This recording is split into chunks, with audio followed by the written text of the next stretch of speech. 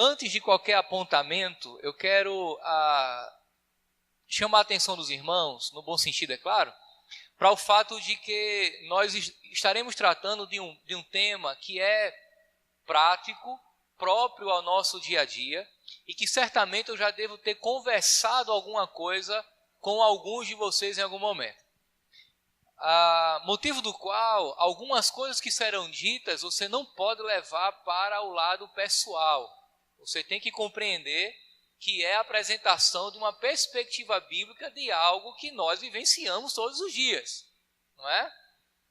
E que se assim formos eu e você confrontados em algo que nós precisamos ajustar no que diz respeito a essa relação de fé e trabalho, ou como diz alguns estudiosos, a relação entre evangelho e trabalho é a mesma coisa. Se é necessário, portanto, nós vamos ajustar. Eu trouxe para os irmãos talvez o que nós temos hoje de melhor acerca do tema em língua portuguesa. É o livro Fé e Trabalho, não é? Do Tim Keller, ou do Timothy Keller, um pastor norte-americano, de uma igreja muito conceituada lá em Nova York, ok? Eu teria trazido outro também, mas trouxe o livro errado. O livro Evangelho e Trabalho, né, do Sebastian, eu não me recordo agora o sobrenome dele, são dois autores, não é? Maravilhoso livro, ele é mais prático, porém, esse livro aqui do Keller, ele traz um fundamento teológico mais aprofundado do que o outro livro que eu posso posteriormente apresentar aos irmãos, ok? Vamos orar a Deus mais uma vez, brevemente? Vamos fazer uma breve oração, mesmo sentados, porém, oremos ao Senhor. Querido Deus, nós te louvamos, Pai, por tua graça, por tuas misericórdias, pelo teu amor. Muito obrigado, Senhor. Obrigado, pois tu és fiel e estás sempre conosco. Nos ajuda a refletir acerca desse tema, nessa noite, a fim de que possamos glorificar o teu nome, em nome de Jesus. Amém e amém. Muito bem. Quando falamos da relação de fé e trabalho, é importante compreender que não há um consenso no que diz respeito às opiniões acerca do tema. Nós vamos ver isso. Mas perceba que na nossa vida prática, o trabalho ele é sempre visto como algo doloroso, principalmente se ele não é bem remunerado. Você já ouviu alguém chegar na segunda-feira e dizer, glória a Deus, segunda-feira amanhã é dia de trabalho? Geralmente nós dizemos isso na sexta-feira, graças a Deus, amanhã eu não preciso trabalhar. E quando chega no final do domingo, termina o culto, a gente faz o lanche, vai apressado para casa e diz o quê? É o jeito. Amanhã eu tenho que ir trabalhar. Bem, essa é uma disposição que culturalmente nós adquirimos. E há algumas razões para isso, nós vamos apresentar aqui à medida em que o tema for avançando. Bem, a grande questão é que tudo parte da ideia da cosmovisão, ou da maneira com que nós enxergamos o mundo à nossa volta. Nós temos duas alternativas. Enxergar o mundo, as circunstâncias da vida, as práticas, a partir das lentes do Evangelho, ou enxergar o mundo a partir de uma cosmovisão secularizada, mundana ou paganizada. Ok? É uma questão puramente de cosmovisão. Se eu entendo que o trabalho é uma bênção de Deus, que Deus estabeleceu no ato da criação, então quando chegar na segunda-feira, glória a Deus. Amanhã eu irei trabalhar, porque Deus assim será glorificado. Enquanto eu não entender essa perspectiva do Evangelho, todo trabalho será extremamente ruim, laboroso, e não terá o fim proveitoso, não terá o sentido determinado pelo próprio Deus. Nós vamos avaliar o tema, ou abordar o tema, partindo de 3 princípios básicos. E com esses 3 princípios básicos, nós vamos compreender o tema, e esses princípios também norteiam todos os temas que você imaginar que diz respeito à vida cristã. Nós vamos partir da ideia de criação, queda, redenção. Criação, queda e redenção. Quando nós pensamos em criação, eu chamo a sua atenção para o fato da importância e da dignidade do trabalho. Olha só, a Bíblia não traz o único relato da criação. A Bíblia, o livro do Gênesis, é o único relato verdadeiro. Mas não é a única forma de explicar a criação do mundo. É a única maneira e o único relato verdadeiro, real. Mas não é o único. Em alguns contextos, fora da Bíblia principalmente, o trabalho ele é visto como ruim e humilhante. No mito grego da caixa de Pandora, você já deve ter ouvido falar, se não lido, quando ela abre a caixa, não é? O que é que vem ali? Todo o mal vem ao mundo. E com todo o mal vindo ao mundo, saindo da caixa de Pandora, vem o quê? O trabalho. Então, a perspectiva grega de que o trabalho surge como algo ruim, influencia e influenciou fortemente o Ocidente. Então, nós trabalhamos porque é o jeito, nós laboramos porque é o jeito, nós vamos para o trabalho porque é o jeito. É como se o trabalho fosse um mal necessário. Dentro dessa perspectiva, o trabalho não é bom. Há um outro mito, é um mito mesopotâmico, chamado de Enuma Elish. Diz o mito que os deuses criaram o mundo. E quando os deuses criaram o mundo, eles perceberam que o mundo precisava de manutenção. Então, criaram seres inferiores, seres humilhantes, não é? Para fazer a manutenção do mundo. Quem cria esses seres humanos, segundo o mito mesopotâmico, é o deus Marduk, que é o chefe de todos os deuses. E daí diz o mito, abre aspas, eu vou trazer à vida uma criatura humilhantemente primitiva. Vou chamá-la de homem, de ser humano. Ele deverá ser colocado ao trabalho para os deuses descansarem.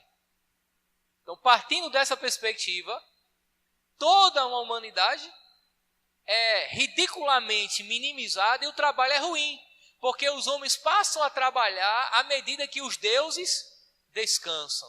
Os homens fazem o trabalho humilhante, o trabalho sujo, os homens, enquanto que os deuses descansam. Partindo desse princípio, o trabalho é ruim. O ponto aqui, irmãos, é que o trabalho é algo muito humilhante para os deuses ou para o próprio Deus. Logo, tais relatos da criação apresentam o trabalho como algo ruim. Mas, quando nós vamos para o relato de Gênesis, para o texto bíblico, nós percebemos que o trabalho é bom e há uma dignidade intrínseca a ele. Por quê? Porque o trabalho foi criado pelo próprio Deus. Perceba, e eu não vou ler todos os textos, mas estarei parafraseando e vocês lembrarão que o relato do Gênesis apresenta exatamente Deus trabalhando no barro com as suas próprias mãos. Quando Deus traz tudo à existência, Deus está trabalhando. Perceba, no capítulo 1 do Gênesis diz que no primeiro dia Deus trouxe isso, no segundo aquilo, e aí sucessivamente. Deus é apresentado como o grande arquiteto, construtor e aquele que executa a sua obra. Logo, Deus é um trabalhador. E como todo trabalhador, no sétimo dia Deus descansou. Será que Deus chegou no sétimo dia com um palmo de língua para fora, cansado, exausto? Não. Ali, com referência a Deus, aponta para o fato de que Deus encerrou a sua obra criadora, mas ao mesmo tempo Deus estabelece um princípio que deve ser observado pelos homens. Se há descanso, é porque há trabalho. Perceba que a relação entre trabalho e descanso não é proporcional. O descanso é 1, o trabalho são 6. É 1 para 6. Nós trabalhamos mais do que descansamos. Mas quem estabeleceu essa economia? O próprio Deus. Foi Deus quem julgou que seria assim e assim seria necessário, lá no ato da criação. O relato de Gênesis, meus irmãos, traz essa realidade. Muito bem, o ponto agora é exatamente este. Tudo que Deus criou, criou com prazer e alegria. Quando você lê na criação, no final de cada dia diz, e viu Deus que era muito bom, Deus julgou ser bom trabalhar. Ora, se Deus disse que o trabalho é bom, por que eu chego à conclusão que o trabalho é ruim? Se Deus se satisfaz no trabalho e traz tudo à existência, por que é que eu julgo o trabalho um peso, algo extremamente ruim e não gratificante? Essas questões nós vamos tentar responder um pouco mais à frente. Muito bem, a pergunta é, e por que Deus nos deu o trabalho? Resposta, porque o trabalho é parte da sua criação. Perceba que Deus cria o trabalho antes do capítulo 3, onde tem a narrativa do pecado. Capítulo 2, verso 15 diz que, de Gênesis, que Deus criou o jardim, botou Adão e Eva lá dentro, e disse que Adão e Eva deveriam o quê? Cultivar e cuidar. O que é isso? Trabalho. Às vezes nós temos uma visão equivocada de como era a vida de Adão e Eva no período que antecede a queda, ou seja, o pecado. É como que se Adão ficasse deitado em berço esplêndido e tudo vinha com o anjo trazendo para ele, não precisava fazer nada, não é deitado numa rede com o anjo abanando as asas ali, deitadinho, não. Adão tinha que trabalhar, cultivar a terra, trabalhar, tirar o seu sustento na agricultura, por exemplo, trabalhar, plantar, arrancar do chão, preparar comida e comer. Isso é trabalho. Às vezes nós confundimos o conceito de trabalho, achamos que trabalho é apenas aquilo que é remunerado, por exemplo, e não é verdade. Tudo é trabalho. Talvez você não trabalhe fora, mas trabalha dentro de casa. Uma dona de casa, por exemplo, que lava os pratos, que varre a casa, que cuida da manutenção doméstica, ela não é oficialmente remunerada por aquilo, mas ela está o quê? Trabalhando. Aí vem aquele conceito antigo, não é? Dos puritanos, que resgataram a dignidade do trabalho, dizendo que todo trabalho é uma vocação. Porque até então pensava-se que o único trabalho vocacionado por Deus era aqueles que estavam para aqueles que estavam enclausurados nos mosteiros, nos conventos, trabalhavam para Deus. O resto era vida secularizada. Não. Os puritanos resgataram a ideia, né, os reformados do século XVI para cá, principalmente Lutero e João Calvino, resgataram a ideia de que se Deus estabeleceu o trabalho no período anterior à queda, logo o trabalho é digno e todo trabalho é digno. Seja ele remunerado ou não remunerado, porque Deus criou no ato da criação. Na criação, Deus trouxe o trabalho, faz parte da sua aliança, inclusive. Agora, na sua opinião, o que é uma vida boa e perfeita? Seja sincero, para a maioria de nós, uma vida boa mesmo é aquela que nos dá o sustento, nos dá tudo o que nós queremos em sentido material, mas que eu não precise trabalhar. Essa é a vida. Quem já ouviu aquele ditado? Eita, tá de vida boa, né? Isso é que é vida boa, nem precisa trabalhar. Biblicamente não. Biblicamente a vida boa é a vida que trabalha, porque Deus disse que era bom. É aquele que produz, é aquele que trabalha, e é aquele que trabalha para a glória de Deus e para a manutenção do outro.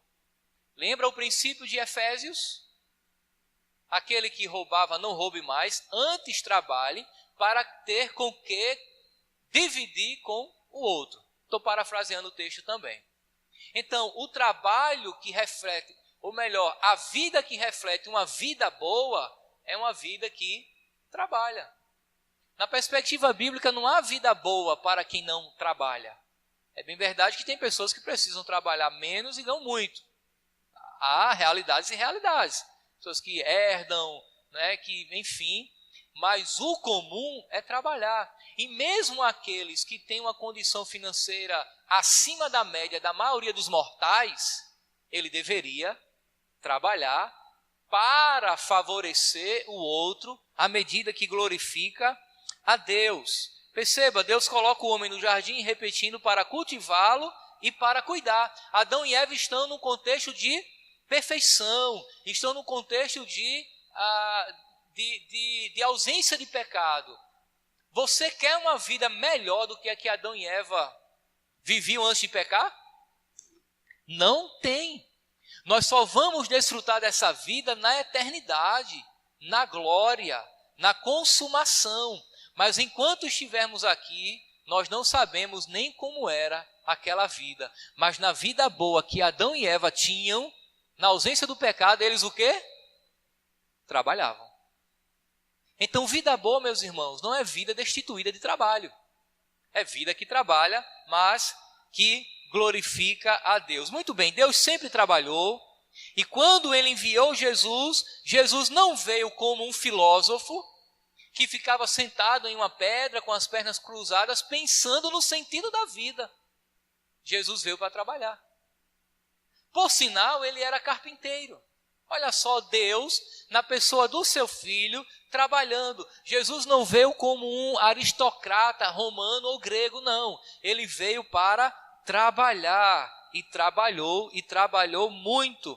Trabalhou como carpinteiro, trabalho manual de fato. Muito bem, se Deus criou o trabalho, então não há trabalho inferior. Vamos pensar um pouco nisso, já estamos caminhando para o fim. Se Deus criou o trabalho e disse que era bom, então não há trabalho inferior. Como é que nós educamos as nossas crianças? Trabalhe para que você não seja como fulano, que é motorista de ônibus, cobrador, que limpa a rua, que é empregada doméstica, que é um agricultor. Fazendo assim, nós criamos no coração da criança um esnobismo natural, nós vamos falar nisso já já, e inferiorizamos o outro, do qual dependemos dele para sobreviver. Lutero disse isso. Quando nós fazemos assim, nós desconsideramos o lavrador que cuida da terra, que extrai o grão, que manda para a padaria, para a moça que faz o pão, passa pelo caixa e chega na nossa mesa. Nós desprezamos aqueles que estão colaborando para a nossa vida, só porque julgamos que o trabalho dele é inferior ao nosso, porque ele nos serve, à medida que sempre tem alguém que considera o nosso inferior ao dele, porque nós o servimos. Raciocine se não tivéssemos quem fizesse a coleta do nosso lixo. Aquela pessoa, naquele trabalho, é de fundamental importância. Faça o seguinte: acumule lixo durante 15 dias dentro da sua casa, dentro do seu apartamento, considerando que não há coletores de lixo, não há esse tipo de trabalho. Você não julga importante. Então acumule lixo. Tim Keller, ele chegou à conclusão, ele diz assim: você vai morrer. Você vai morrer. Logo, não há trabalho inferior. Há trabalho diferente que se complementam e que auxiliam a comunidade a viver harmoniosamente, um servindo o outro. A grande questão é que nós julgamos trabalho e o valor do trabalho por sua remuneração. Se o trabalho paga muito bem, então é trabalho. Se não paga muito bem, é algo inferior. Então nós queremos que os nossos filhos sejam doutores, mestres, advogados, médicos, mas não nada menos que isso. Não é a perspectiva do Evangelho, irmãos. Por que é importante entender esse tema? Se enxergarmos o trabalho com as lentes do Evangelho, você que é um médico, você que é um advogado, você que é um funcionário público de uma alta patente, quando chegar na repartição onde você trabalha, você vai cumprimentar dignamente o zelador, o porteiro, aquela tia do cafezinho, porque ela trabalha igual a você. O evangelho, meus irmãos, muda as estruturas. O evangelho faz com que entendamos que o trabalho do outro é tão digno quanto o nosso. Muito bem, se entendermos a cosmovisão bíblica do evangelho, 3 coisas nós iremos fazer. Primeiro, vai nos ajudar a nos livrarmos desse snobismo de classes. Essa coisa de que eu sou maior do que você porque o meu emprego é mais valorizado. Não é? Eu sou advogado, eu sou médico, cientista, neurocirurgião. Você é um professor. Poxa, mas eu me tornei um neurocirurgião porque você me ensinou. A diferença é que no mundo de pecado, o seu trabalho é mais bem remunerado, infinitamente mais bem remunerado que o meu. Então, olhando o trabalho a partir das lentes do evangelho, nós nos livramos dessa ideia maldita e pecaminosa do esnobismo de classes. Segundo detalhe, é que partindo desse princípio, nós vamos enxergar o trabalho da maneira correta e trabalhar naquilo que verdadeiramente somos vocacionados. Porque muitas vezes, muitos de nós são empurrados para um emprego que não gosta. Porque o pai quer que você seja, porque a mãe quer que você seja, porque paga mais, porque traz fama, dinheiro, status, posição social, e necessariamente não é o que você quer. É o que paga bem, é diferente. Aí nós temos a escolha de glorificar a Deus em uma profissão que eu entendo que Deus me deu, mas paga menos, do que fazer a vida toda aquilo que não gosta. E quando nós fazemos a vida toda aquilo que não gosta, meus irmãos, isso traz o quê? Frustração. E quando nós estamos num lugar fazendo o que nós não gostamos, vem um pecado chamado de o pecado da indolência. É uma expressão que o Sebastian usa no seu livro Evangelho e Trabalho. É o pecado da indolência, do releixo, do pouco caso. É o pecado da falta de interesse por aquilo que faz. É por isso que nós chegamos em vários lugares, principalmente em repartição pública. Principalmente em repartição pública. Não estou dizendo que olha, por favor, quem é funcionário público, está assistindo aí no YouTube, você que é funcionário público, não estou falando de você. Você é uma exceção. Mas há aqueles que estão lá porque passaram no concurso. Necessariamente não tem nenhuma vocação para estar ali. Se tornam indolentes. Já tem um salário garantido no final do mês, então, ponto final. Mas, meus irmãos, o trabalho é digno. Então, todo trabalho é bom e deve ser exercido para a glória de Deus. Muito bem.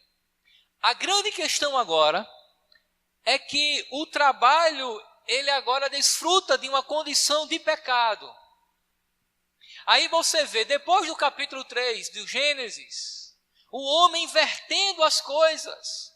O pecado agora traz uma ruptura na perspectiva do trabalho. Preste atenção. Enquanto o homem trabalhava para a glória de Deus, ele se satisfazia e era uma pessoa alegre. Mas agora ele trabalha para a sua glória e é infeliz. Lembra o que acontece em Babel? É um trabalho gigantesco, um esforço hercúleo, não é? Um esforço sem precedência para construir algo para promover a si mesmo. O texto deixa claro, o trabalho ali em Babel era para a sua própria glória, e não para a glória de Deus e a promoção da vida do outro. No contexto de pecado, o trabalho se torna extremamente pesaroso, porque vem a maldição, a terra começa a dar cardos e abrolhos, e aquilo que fluía com facilidade agora não mais. O trabalho é a segunda-feira que eu tenho que ir. É o jeito.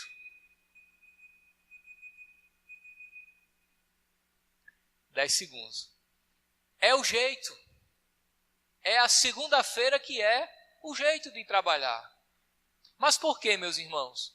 Porque houve uma inversão do valor do trabalho. O homem continua trabalhando, porém para a sua própria glória e para o seu enriquecimento. O homem continua trabalhando não mais para glorificar a Deus e favorecer o outro, mas ele continua trabalhando para que o seu nome seja glorificado e haja um enriquecimento pessoal. Olha só, é tão confrontador isso porque mexe nas nossas convicções. Quando nós pensamos em um emprego melhor, nós pensamos automaticamente em mudança de vida social, em padrão de vida material e social. Pouco nós, irmãos, eu também cometo esse pecado. Poucos nós, todos, pensam na glória de Deus e como eu posso auxiliar quem está do lado. Quando você pensa em prosperar financeiramente, o que vem em primeiro lugar na sua mente? Não é? Na minha já veio a trocar o carro, dar um futuro melhor para o meu filho, fazer com que Kátia vá ao salão com mais frequência, é tudo isso. Mas sejamos sinceros, todos esses sentimentos, por mais legítimos que sejam, a priori são pecaminosos. A priori, todos eles são pecaminosos, porque não é essa a causa primária do trabalho, é a glória de Deus. Muito bem, você está trabalhando, está sempre trabalhando para alguém. A grande questão é para quem você trabalha. Se você trabalha para Deus ou se você trabalha para você mesmo. E quando eu falo que você trabalha para Deus, eu não estou me referindo ao trabalho eclesiástico. Não, quem trabalha para Deus é o pastor, é a missionária. Quem trabalha para Deus são os oficiais da igreja. Não. Você pode ser um advogado trabalhando para Deus. Você pode trabalhar com sistema de internet. Você pode ser um policial militar. Você pode vender carros. Você pode ser uma dona de casa. Não é? Você pode ser um oficial das Forças Armadas. Você pode trabalhar com o desenvolvimento de software, de mídias digitais. Você pode ser um arquivologista, não é? E trabalhar para Deus. E Deus, por misericórdia e graça, acrescenta, porque todo trabalhador é digno do seu salário. Meu irmão, ganhar dinheiro não é pecado. O problema é o que nós vamos fazer com ele. E para quem nós trabalhamos. E daí vem aquele problema da dicotomia, não é? Na igreja eu trabalho para Deus. Na minha repartição, qualquer outro lugar, eu trabalho para mim. Porque aqui é secular e aqui é sagrado. Não. Todo trabalho tem que ser um trabalho para Deus. Mas o pecado não nos permite. Quando fazemos isso, podemos cometer o pecado da idolatria, citando novamente o Sebastião no seu livro Evangelho e Fé. É quando o trabalho ocupa o lugar que Deus deveria ocupar no meu coração. É quando ele é a causa primeira e última da minha vida e existência. Sem esse trabalho eu não vivo. Na realidade eu vivo para trabalhar. Aí vem o pecado da idolatria, que é o oposto do pecado da indolência. Enquanto um faz corpo mole, não se interessa pelo trabalho, o outro é um ativista, trabalha 24 horas por dia, os 7 dias da semana, e não tem tempo de cultuar a Deus. Ele não se agenda para isso. Ele não se preocupa com isso, porque o trabalho é mais importante. Você é um idólatra. O trabalho se tornou um Deus, os seus anseios profissionais, os seus planos, os seus projetos, aquilo que você estabeleceu como alvo e objetivo, você persegue aquilo todos os dias da sua vida. É o ar que você respira, é o alimento que lhe sustenta, é a água que mitiga a sua sede. Você é idólatra. O pecado fez isso com o trabalho. Bem, criação, queda e agora redenção. Até que fim a solução para tudo isso? Jesus, ele foi enviado, o Filho de Deus enviado ao mundo para trabalhar pelo mundo. Para trabalhar pelo mundo. E daí, meus irmãos, Jesus trabalhou e trabalhou muito. Trabalhou muito para nos dar a salvação. E lá em Hebreus capítulo 4, trabalhamos esse texto aqui nos domingos à noite. o Senhor Jesus nos prometeu um descanso. E nós aguardamos por esse descanso. Nós aguardamos por esse dia onde nós seremos redimidos. Mas, meus irmãos, enquanto o dia do descanso eterno não chega, Cristo nos alcançou. Ele trabalhou por nós, para que nós não precisássemos ser escravo do trabalho. Para que nós não precisássemos, para que o princípio estabelecido na criação se cumprisse em nossa vida. Veja bem, 6 dias, um de descanso. E nesse um de descanso que foi entendido na lei de Moisés como o sábado, deveria ser o dia não de inatividade, mas um dia em que eu iria recompor as minhas forças físicas e iria intensificar a adoração. O dia do descanso é o dia da adoração. Não quer dizer que enquanto eu trabalho eu não adoro, mas no dia do descanso eu intensifico a adoração. Eu venho me reunir com a comunidade. No domingo, por exemplo, para adorar a Deus, declarando que Ele me deu um dia de descanso e haverá um descanso futuro. Cristo, meus irmãos, e o Evangelho é o responsável por nos dar uma outra maneira de enxergar a vida e a nossa vida de trabalho. A vida e a nossa vida de trabalho. Ou nós somos convencidos pelo Evangelho, vencidos pela graça, ou nós vamos ficar nos dois polos, nos dois extremos. Ou numa vida indolente, trabalhando no que não gostamos a vida toda e fazendo mal, ou em uma vida de idolatria, tendo prazer e plena satisfação no trabalho, quando plena satisfação só Deus é quem nos dá. O trabalho que nós idolatramos tanto pode nos trair a qualquer momento. Ele pode cair em desuso, em descrédito. Podemos ser demitidos, por exemplo. E aí? É quando Deus quebra os ídolos dos nossos corações e nós percebemos que eles de fato não podem nos trazer essa alegria plena. Chegará o dia em que nós não teremos mais a capacidade de desenvolvê-lo. E aí? O nosso coração vai ficar preso a ele? A nossa plena satisfação, meus irmãos, deve estar em Deus.